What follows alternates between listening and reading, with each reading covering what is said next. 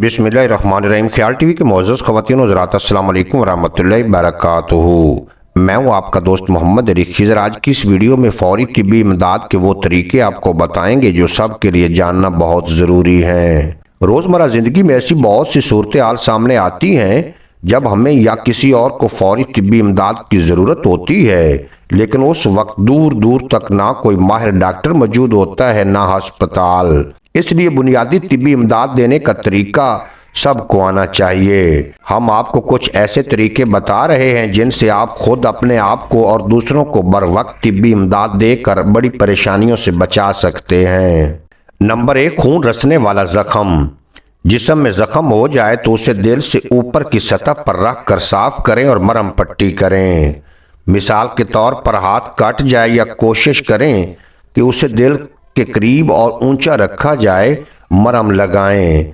इससे सूजन कम होगी। अगर जिस्म के पिछले हिस्से पर कोई जख्म आता है तो पेट के बल लेट कर इस पर मरहम लगाएं।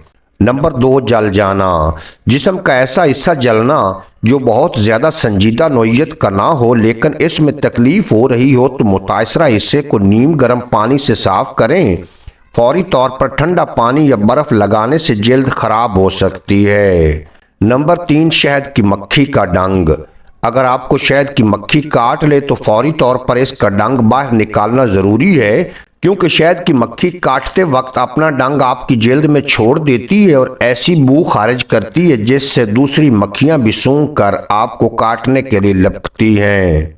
खुरचने या ट्वाइजर से खींचकर डंग को निकालने के बाद जल्द से जल्द वो इलाका छोड़ दें। मुतासरा हिस्से को साफ करें और बर्फ से सिंकाई करें। Number 4, fracture. जब फ्रैक्चर की बात आती है तो इस सूरत में कभी मुतासरा अज़ू को सीधा करने की कोशिश ना करें, बल्कि उसे हमवार सतह पर रखें और कोशिश करें कि माहिर तिब्बी अमले के बगैर अज़ू को सीधा ना किया जाए। नंबर 5, आंखों के जख्म। आंखों में जख्म होने की सूरत में सबसे पहले आंखों को धो लें। फौरी तौर पर ऐसा करना इसलिए ज़रूरी है क्योंकि अगर जख्म किसी इन्फेक्टेड चीज़ या केमिकल जाने से हुआ है तो वो आंखों को हमेशा के लिए ख़राब भी कर सकता है। नंबर 6, कांटा चुभना। कांटे जरासीम से भरपूर होते हैं और जिस्म में दाखिल होकर नए इन्फेक्शंस पैदा करते हैं। कांटा निकालते हुए मुतासरा हिस्से को किसी गर्म पानी वगैरह से साफ कर लें। इसके अलावा जो सुई कांटा निकालने के लिए इस्तेमाल की जाए उसे भी गर्म पानी से साफ कर लेना चाहिए और बाद में साबुन से अच्छी तरह धो लें। नंबर 7, सांप काट ले तो।